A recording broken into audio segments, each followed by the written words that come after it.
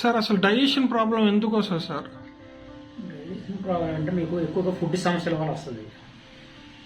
ఇది ఎక్కువగా మీరు ఇప్పుడు జనాలు ఏం చేస్తున్నారంటే ఎక్కువగా 2 కేజీల మటన్, 2 కేజీల పీతలు, రొయ్యలు, బిర్యానీలు ఇలా తినకపోతే ఇంకా నాన్ వెజ్ వల్ల ఎక్కువ వస్తుంది. మసాలా ఫుడ్ వల్ల ఎనీ టైం వస్తుంది.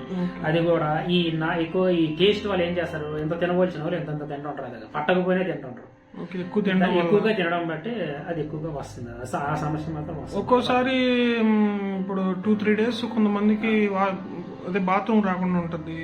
వాళ్ళు ఎందుకంటే జీర్ణం సరిగ్గా అవ్వకపోయి 2 రోజులు 3 రోజులు రాకపోయి వాళ్ళకి బాత్రూమ్ సమస్యలే కాకుండా మైండ్ కూడా ముద్దు అయిపోవడము, ఆ సూపులు కూడా ఆటోమేటిక్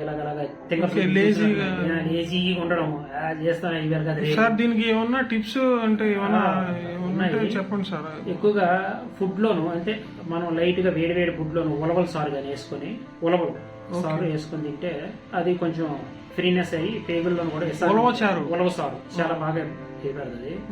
రెండోది ఏంటంటే సైంధవ లవణం అంటే ఎక్కడైనా దొరుకుతుంది మన ఆయుర్వేద షాపుల్లోను. నెయ్యి ఈ 2 మిక్సీ పెట్టి 1 తులం మోతాదుగా నైట్ పడుకున్నప్పుడైనా పొద్దున్న పడగొడుపున మోతాదుగా తింటే అది ఇమీడియట్లీ ఫ్రీ మోషన్స్ కింద వస్తుంది. అది బాగా బాగా పనిచేస్తుంది. అది ఎంతెంతగా పనిచేయదు.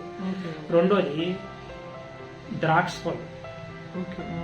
పళ్ళు కానీ సునముఖ ఆకు వేసి తేనె ఇవి కానీ వేసేసి వేడి నీళ్ళతో కానీ తాగితే ఆ మలబద్ధకం వ్యాధి మాత్రం కంపల్సరీ ఇది అవుతుంది.